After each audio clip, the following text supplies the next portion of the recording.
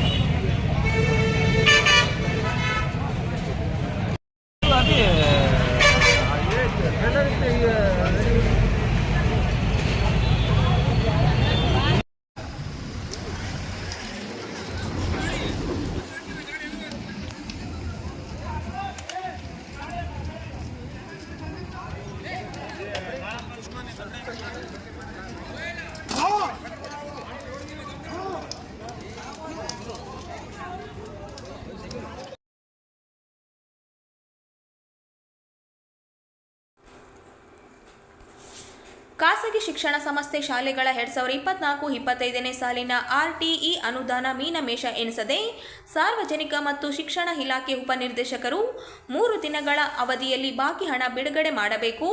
ಇಲ್ಲದಿದ್ದರೆ ವಿದ್ಯಾರ್ಥಿಗಳ ಜೊತೆಗೆ ಜಿಲ್ಲಾಧಿಕಾರಿ ಕಚೇರಿ ಮುಂದೆ ಪ್ರತಿಭಟನೆ ನಡೆಸಲಾಗುವುದು ಎಂದು ರೂಸ್ಮಾ ಅಧ್ಯಕ್ಷರಾದ ಶ್ರೀನಿವಾಸ್ ಅವರು ಹೇಳಿದರು. ಅವರಿಂದು ನಗರದ ಸುದ್ದಿಗಾರರೊಂದಿಗೆ ಮಾತನಾಡಿ 2024-25 ಸಾಲಿನ RTE 5 ಕೋಟಿ ಅನುದಾನದಲ್ಲಿ ಈಗಾಗಲೇ 2 ಕೋಟಿ ಅನುದಾನ ಬಿಡುಗಡೆ ಆಗಿದೆ. ಬಾಕಿ ಇರುವ ಇನ್ನು 3 ಕೋಟಿ ಶೀಘ್ರದಲ್ಲಿ ಬಿಡುಗಡೆ ಮಾಡಬೇಕು ಎಂದು ಒತ್ತಾಯಿಸಿದೆ. ಅನೇಕ ಬಾರಿ ಉಪನಿರ್ದೇಶಕರು ಭೇಟಿಯಾಗಿ ವಿಚಾರಿಸಿದರೆ ಅವರು ಬಜೆಟ್ ಬಂದಿಲ್ಲ ಎಂದು ಹೇಳುತ್ತಿದ್ದರು. ಈಗ ಬಜೆಟ್ ಬಂದು 2 ತಿಂಗಳಾದರೂ ಸಹ ಇದುವರೆಗೆ ಹಣ ಬಿಡುಗಡೆ ಮಾಡಲು ಮೀನಮೇಷ ಎಣಿಸುತ್ತಿದ್ದಾರೆ. ಇದರಿಂದಾಗಿ ಖಾಸಗಿ ಶಿಕ್ಷಣ ಸಂಸ್ಥೆಗಳಲ್ಲಿ ಕಾರ್ಯನಿರ್ವಹಿಸುತ್ತಿರುವ ಶಿಕ್ಷಕರಿಗೆ ವೇತನ ಮತ್ತು ಖಾಸಗಿ ಶಾಲೆಗಳ ನಿರ್ವಹಣೆ ಬಹಳ ಕಷ್ಟಕರವಾಗಿದೆ ಎಂದರು. RTE ನಿಯಮಾನುಸಾರ ಸರ್ಕಾರ ಪ್ರತಿ ವಿದ್ಯಾರ್ಥಿಗೆ 16,000 ರೂಪಾಯಿ ನೀಡುತ್ತಿದೆ. ಆದರೆ 2024-25ನೇ ಸಾಲಿಗೆ ಸಂಬಂಧಿಸಿದಂತೆ 3/1/2025 ಒಳಗಾಗಿ ಶಾಲೆಗಳಿಗೆ ಬಿಡುಗಡೆ ಆಗಬೇಕಾದ ಖಾಸಗಿ ಶಿಕ್ಷಣ ಸಂಸ್ಥೆಗಳನ್ನು ಸಹ ಪರಿಗಣಿಸಲಿಕ್ಕೆ ನಾವಿಲ್ಲಿ ಜಿಲ್ಲಾಧಿಕಾರಿಗಳಿಗೆ ಮನವಿ ಮಾಡ್ತಾ ಇದ್ದೇವೆ. ಈ ನಿಟ್ಟಿನಲ್ಲಿ ಕರ್ನಾಟಕ ಸರ್ಕಾರದ ನಿಯಮಾವಳಿಗಳ ಪ್ರಕಾರ ಉಚಿತ ಮತ್ತು ಕಡ್ಡಾಯ ಶಿಕ್ಷಣ ಅಧಿನಿಯಮದಡಿಯಲ್ಲಿ ಈಗಾಗಲೇ ಸರ್ಕಾರದಿಂದ ಆಯ್ಕೆಯಾದಂತಹ ವಿದ್ಯಾರ್ಥಿಗಳನ್ನ ನಮ್ಮ ಖಾಸಗಿ ಶಿಕ್ಷಣ ಸಂಸ್ಥೆಗಳು ಉಚಿತವಾಗಿ ಓದಿಸಲಿಕ್ಕೆ ಒಂದು ಒಪ್ಪಂದ ಆಗಿದೆ.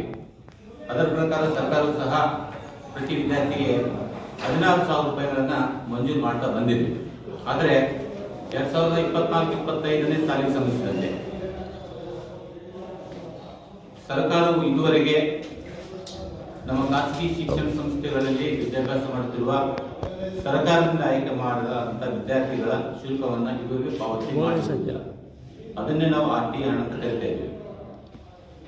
ಇದು 2025 ಮಾರ್ಚ್ 31 ನಮ್ಮ ಕೈ ಸೇರಬೇಕಾಗಿದೆ. ಆದರೆ ಹೆಚ್ಚುವರಿ 10 ತಿಂಗಳಾದರೂ ಸಹ ಸರ್ಕಾರವು ಹಣ ಬಿಡುಗಡೆ ಮಾಡ್ತಿಲ್ಲ. ಇದರ ಬಗ್ಗೆ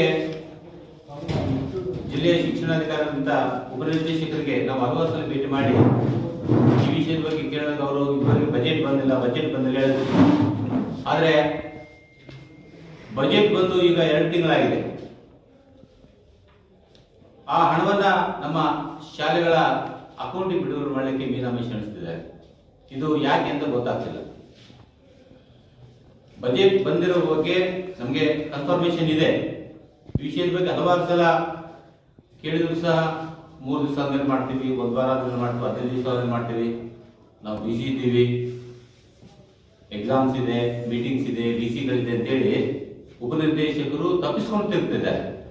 ಯಾಕಂತ ನಮಗೆ ಅದು ಗೊತ್ತಾಗ್ತಾ ಇದೆ. ಯಾಕಂದ್ರೆ ಈಗಾಗಲೇ ನಮ್ಮ ಖಾಸಗಿ ಶಾಲೆಗಳಲ್ಲಿ ಸೇರ್ಕೊಂಡಿರ್ತಕ್ಕಂಥ ವಿದ್ಯಾರ್ಥಿಗಳ ನಿರ್ವಹಣಾ ವೆಚ್ಚ, ಅಡ್ಮಿಷನ್ ಶುಲ್ಕ, ಇನ್ನಿತರ ಹಲವಾರು ವೆಚ್ಚಗಳನ್ನ ಖಾಸಗಿ ಶಿಕ್ಷಣ ಸಂಸ್ಥೆಗಳಲ್ಲಿ ಮಾಡ್ತಾ ಇವೆ.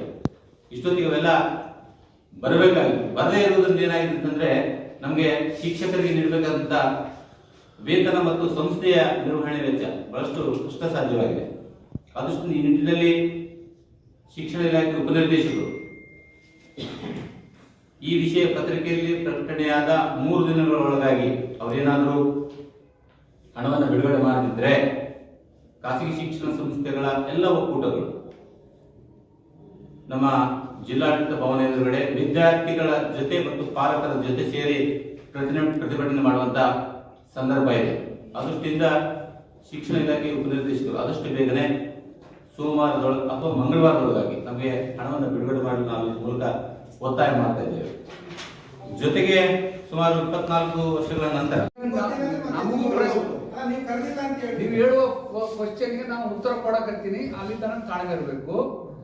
ಯಾವುದೇ ಒಂದು ಯೋಜನೆ ಆದಾಗ ಜಿಲ್ಲಾಧಿಕಾರಿಗಳು ಎಲ್ಲರಿಗೂ ಕೂಡ ಲೆಟರ್ ಡ್ರಾಫ್ಟ್ ಮಾಡಿ ಕಳಿಸೋದು ಇರ್ತದೆ, ಬಾಧ್ಯತೆ ಇರ್ತದೆ. ಅವರು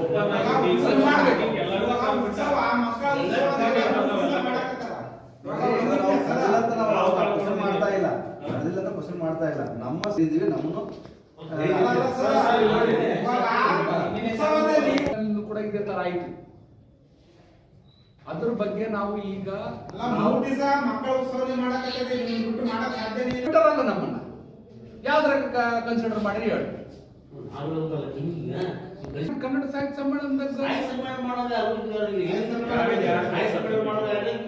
ಸರ್ ಇಲ್ಲಿ ನಮ್ದು ಅಬ್ಜೆಕ್ಷನ್ ಏನು ಇಲ್ಲ, ಕರೆದಿಲ್ಲ, ನಮ್ಮನ್ನ ಪರಿಗಣಿಸಿಲ್ಲ, ನೆಗ್ಲೆಕ್ಟ್ ಮಾಡಿದ್ರೆ ನಮ್ಮ ಅಬ್ಜೆಕ್ಷನ್ ಇಲ್ಲ. ನಮ್ಮ ಖಾಸಗಿ ಶಿಕ್ಷಣ ಸಂಸ್ಥೆಗಳ ಮುಖ್ಯಸ್ಥರ ವಿವಿಧ ಸಮಿತಿಗಳಲ್ಲಿ ಎಲ್ಲರನ್ನೂ ಸೇರಿಸಿಕೊಂಡು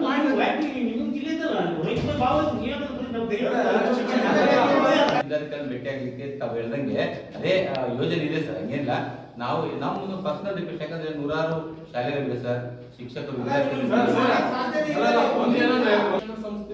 ಶಿಕ್ಷಣ ಇದ್ರೆ ಸರ್ಕಾರದವರು ಸರ್ಕಾರಿ ಶಾಲೆಗಳಿಗೆ ಮಾತ್ರ ಆದ್ಯತೆ ಕೊಡ್ತಕ್ಕಂಥ ಪದ್ಧತಿ ಇತ್ತೀಚೆಗೆ ಬಂದಿದೆ. ನಮ್ಗೆ ಯಾವುದಕ್ಕೂ ಅದು ಶಿಕ್ಷಣ ಇಲಾಖೆ ತಪ್ಪು. ನಾವು ಉಪನಿರ್ದೇಶಕರ ಹತ್ರ ನಾವು ಖಾಸಗಿ ಶಿಕ್ಷಣ ಸಂಸ್ಥೆಗಳು ಹೋಗೋದೇ ಇಲ್ಲ. ನಾವು ಡೈರೆಕ್ಟ್ ಆಗಿ ಶಿಕ್ಷಕ ಸಂಬಂಧಪಟ್ಟಂತೆ ಮುಖ್ಯಸ್ಥರು ಯಾರಿದ್ದಾರೆ ಅವ್ರನ್ನೇ ನಾವು ಮನೆ ಮಾಡ್ತಾ ಇದ್ದೇವೆ ನೇರವಾಗಿ.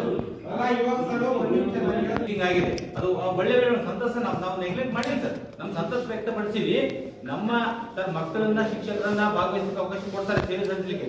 ಆಡಳಿತ ಮಂಡಳಿಯವರನ್ನ ವಿವಿಧ ಸಮಿತಿಗಳಲ್ಲಿ ಸದಸ್ಯರನ್ನಾಗಿ ಮಾಡಿದ್ರೆ ನಮ್ಮ ರಿಕ್ವೆಸ್ಟ್ ಸರ್ ಅಷ್ಟೇ. ನಾವು ಇದನ್ನ ಸರ್ ಇದರಲ್ಲಿ ಎಲ್ಲಾ ರೀತಿಯ ಮತ್ತು ಸರ್ಕಾರ ಅನ್ಎಡೆಡ್ ಸ್ಕೂಲ್ಗಳಿಗೆ ಪರಿಗಣನೆ ಮಾಡಲ್ಲ. ಅದನ್ನ ನಾವು ನಮ್ಮ ಹತ್ರ ಕೂಡ ಬಹಳಷ್ಟು ಮಕ್ಕಳಿದ್ದಾರೆ, ಅವರು ಸರಿಸಮಾನಕ್ಕಿಂತ ಹೆಚ್ಚಾದ್ರೆ ನಮ್ಮ ಹತ್ರ ಅದನ್ನ ನಾವು ಮನವರಿಕೆ ಮಾಡ್ತಾ ಇದ್ದೀವಿ.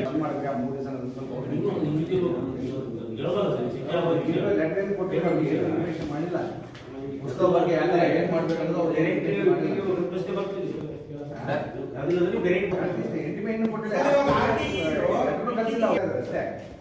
ಸುಮಾರು 5 ಕೋಟಿ ರೂಪಾಯಿ ಬ್ಯಾಲೆನ್ಸ್ ಇದೆ ಸರ್. 5 ಕೋಟಿ ರೂಪಾಯಿ ಬರಬೇಕಾಗಿತ್ತು, 2 ಕೋಟಿ ರೂಪಾಯಿ ಬಂದಿದೆ.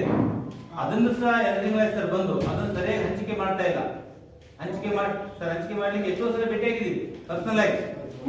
ಸಾರ್ ಇಲ್ಲ ಅಂತಾರ, ಸೈನಿಕ ಅಂತಾರ, ಬೆಳಿಗ್ಗೆ ಬಾ ಸಾಯಂಕಾಲ ಬಾ ಅಂತಾರ. ಆ ದೃಷ್ಟಿಯಿಂದ ರೋಸಿ ಹೋಗಿ ನಾವು ಪತ್ರಿಕಾಗೋಷ್ಠಿಯಲ್ಲಿ ಮಾಡ್ತಿದ್ವಿ ಸರ್. ಅದನ್ನು ಹೋದ ವರ್ಷದ್ದು ಫೀಸ್, ಈ ವರ್ಷದ್ದಲ್ಲ. ಈ ವರ್ಷದ್ದು ಮತ್ತೆ ಬೇರೆ ಅದ. ಕಳೆದ ಸಾಲಿನ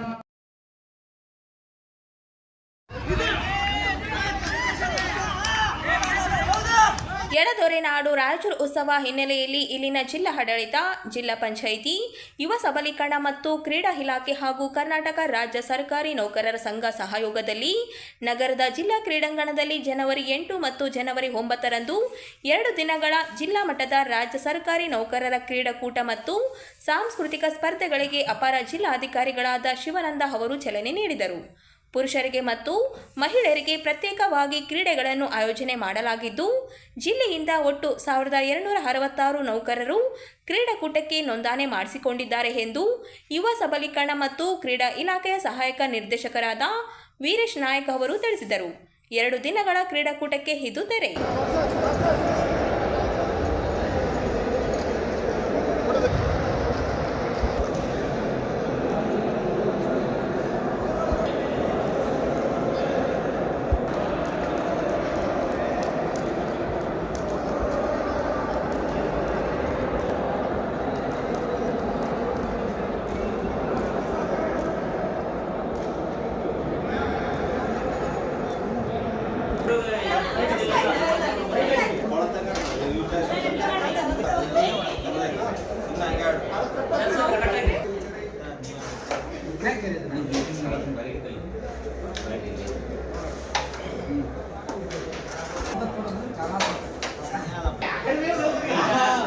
ನನ್ನ ಜಾಗ ಬಿಟ್ಟು ಬಂದ್ರೆ ಯಾರು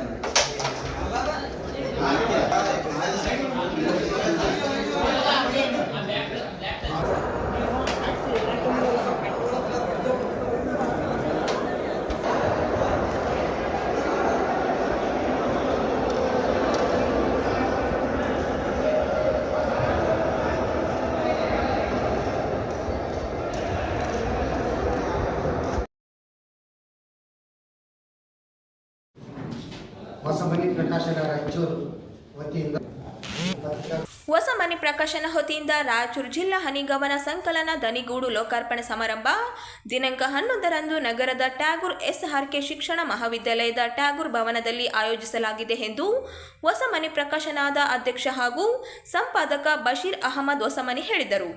ಅವರಿಂದು ನಗರದ ಸುದ್ದಿಗಾರರೊಂದಿಗೆ ಮಾತನಾಡಿ, ಕಾರ್ಯಕ್ರಮದ ಉದ್ಘಾಟನೆಯನ್ನು ಸಾಹಿತಿ ವೀರ ಹನುಮಾನ ಮಾಡಲಿದ್ದಾರೆ. ಕೃತಿ ಲೋಕಾರ್ಪಣೆಯನ್ನು ಹಿರಿಯ ಸಾಹಿತಿಗಳು, ಜಿಲ್ಲಾ ಕನ್ನಡ ಸಾಹಿತ್ಯ ಪರಿಷತ್ತು ಮಾಜಿ ಅಧ್ಯಕ್ಷ ಮಹಾಂತೇಶ ಮಸ್ಕಿ ಮಾಡಲಿದ್ದಾರೆ. ಅಧ್ಯಕ್ಷತೆಯನ್ನು ತಾಯರಾಜ ಮರ್ಚಾಳ ಕವಿಗಳು ಅಧ್ಯಕ್ಷರು, ಜಿಲ್ಲಾ ದಲಿತ ಸಾಹಿತ್ಯ ಪರಿಷತ್ತು ವಹಿಸಲಿದ್ದಾರೆ. ಕೃತಿ ಪರಿಚಯ ಹಿರಿಯ ಕವಿ YB ಅಲಬಾವಿ ಅವರು ಮಾಡಲಿದ್ದಾರೆ. ಮುಖ್ಯ ಅತಿಥಿಗಳಾಗಿ R ಗುರುನಾಥ ಜಿಲ್ಲಾಧ್ಯಕ್ಷರು, ಕಾರ್ಯನಿರತ ಪತ್ರಕರ್ತ ಸಂಘ ರಾಯಚೂರು ಭೀಮನಗೌಡ ಇಟಗಿ ಜಿಲ್ಲಾಧ್ಯಕ್ಷರು, ಕರ್ನಾಟಕ ವಿಕಾಸ ರಂಗ ರಾಯಚೂರು ವಿರೂಪಾಕ್ಷಿ BM ಪ್ರಾಂಶುಪಾಲರು, SRK ಶಿಕ್ಷಣ ಮಹಾವಿದ್ಯಾಲಯ ರಾಯಚೂರು ನಿಜಾಮುದ್ದೀನ್ ಅಧ್ಯಕ್ಷರು, ಗಡಿನಾಡು ಕನ್ನಡ ಸಂಘ ಕ್ಷೇತ್ರ. ಹೊಸಮನಿ ಪ್ರಕಾಶನ ರಾಯಚೂರು ವತಿಯಿಂದ ರಾಯಚೂರು ಜಿಲ್ಲಾ ಹನಿಗವನ ಸಂಕಲನ ದನಿಗೂಡು ಲೋಕಾರ್ಪಣೆ ಸಮಾರಂಭ ನಡೀತಾ ಇದೆ. ಸಂಪಾದಕರು ಶ್ರೀ ಬಶೀರ್ ಅಹಮದ್ ಹೊಸಮನಿ. ದಿನಾಂಕ 11 ಜನವರಿ 2026 ಭಾನುವಾರ ಬೆಳಗ್ಗೆ 10 ಗಂಟೆಗೆ ಟ್ಯಾಗೋರ್ ಭವನ, ಟ್ಯಾಗೋರ್ ಸ್ಮಾರಕ, SRK ಶಿಕ್ಷಣ ಮಹಾವಿದ್ಯಾಲಯ ರಾಯಚೂರಲ್ಲಿ ಕಾರ್ಯಕ್ರಮ ನಡೀತದೆ. ಕಾರ್ಯಕ್ರಮದ ಉದ್ಘಾಟಕರು ಶ್ರೀ ವೀರ ಹನುಮಾನ್, ಹಿರಿಯ ಸಾಹಿತಿಗಳು ಮತ್ತು ವಿದ್ವಾಂಸರು ರಾಯಚೂರು. ಕೃತಿ ಲೋಕಾರ್ಪಣೆ ಶ್ರೀ ಮಹಾಂತೇಶ್ ಮಸ್ಕಿ, ಹಿರಿಯ ಸಾಹಿತಿಗಳು ಹಾಗೂ ಮಾಜಿ ಅಧ್ಯಕ್ಷರು, ಜಿಲ್ಲಾ ಕನ್ನಡ ಸಾಹಿತ್ಯ ಪರಿಷತ್ತು ರಾಯಚೂರು. ಅಧ್ಯಕ್ಷತೆ ಶ್ರೀ ತಾಯರಾಜ್ ಮರ್ಚಟಾಳ ಕವಿಗಳು, ಅಧ್ಯಕ್ಷರು, ಜಿಲ್ಲಾ ದಲಿತ ಸಾಹಿತ್ಯ ಪರಿಷತ್ತು ರಾಯಚೂರು. ಕೃತಿ ಪರಿಚಯ ಶ್ರೀ YB ಅಲಬಾವಿ, ಹಿರಿಯ ಕವಿಗಳು, ಶಕ್ತಿನಗರ ಸಾಹಿತ್ಯ ಬೆಂಗಳೂರು. ಮುಖ್ಯ ಅತಿಥಿಗಳಾಗಿ ಶ್ರೀ R ಗುರುನಾಥ್ ಜಿಲ್ಲಾಧ್ಯಕ್ಷರು, ಕಾರ್ಯನಿರತ ಪತ್ರಕರ್ತರ ಸಂಘ ಜಿಲ್ಲಾ ಘಟಕ ರಾಯಚೂರು. ಶ್ರೀ ಭೀಮನಗೌಡ ಇಟಗಿ ಜಿಲ್ಲಾಧ್ಯಕ್ಷರು, ಕರ್ನಾಟಕ ವಿಕಾಸ ರಂಗ ರಾಯಚೂರು.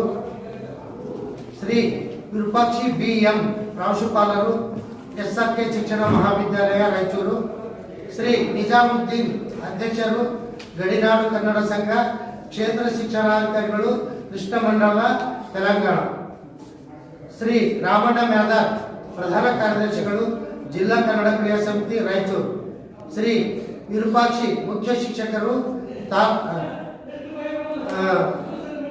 ಉನ್ನತೀಕರಿಸಿದ ಸರ್ಕಾರಿ ಮಾದರಿ ಹಿರಿಯ ಪ್ರಾಥಮಿಕ ಶಾಲೆ ಮಾಡಿಗಿರಿ ತಾಲೂಕು ಸಿರ್ವಾರ್ ಇವರೆಲ್ಲರೂ ಮುಖ್ಯ ಅತಿಥಿಗಳಾಗಿ ಭಾಗವಹಿಸ್ತಾರೆ.